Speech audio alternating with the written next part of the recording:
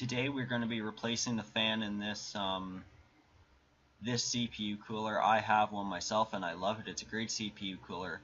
It's just a bit older and I want to basically put a new fan in it, but everything else in it works perfectly fine.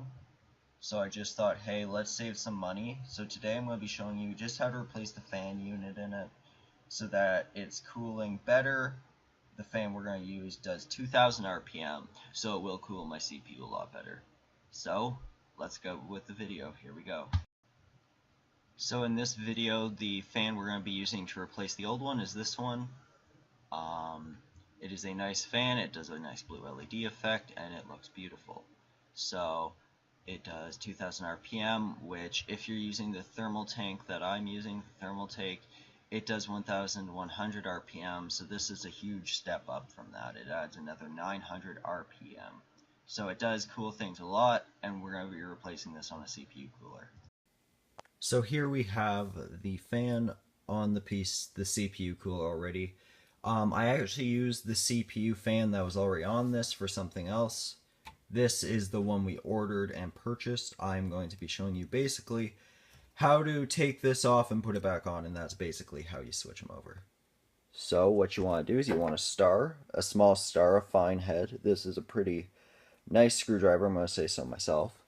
And I'm going to now place you guys on something so that I can show you what to do. Okay, here we go. So you got the CPU fan. Now this would usually be orange, and it wouldn't have LEDs. I really do like the one I have now. It looks nice and it's a nicer fan. Oh shit. It is a nicer fan. Anyway, what you would do is you'd unscrew all these bolts. I'm doing it fairly slowly and carefully because I just want to make sure that it doesn't harm the thing at all.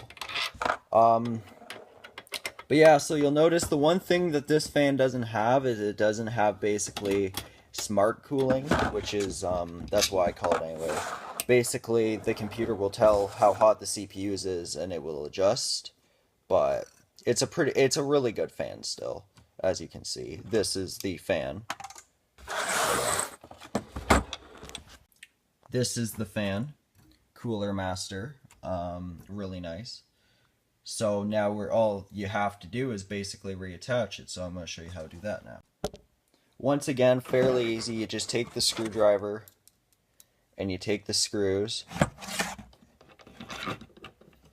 and you basically just thread it on like so. Now what I would honestly suggest, I don't have any compressed air, but if I did, I would spray a bit in here. There's probably dust building, but it'll be fine.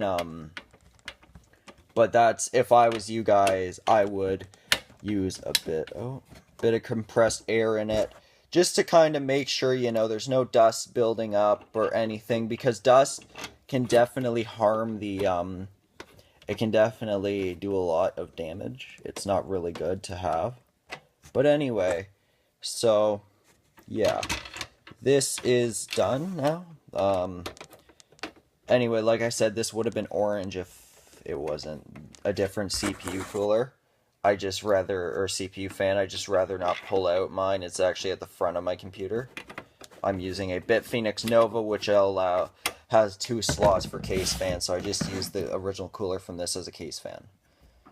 If that makes sense to you guys. Anyways, so that's about it. This is how to change over the fan for the Thermaltake Big Typhoon Revo. It's an oldie but a goodie, basically. So here it is again, new fan, and I'll show you guys how it works.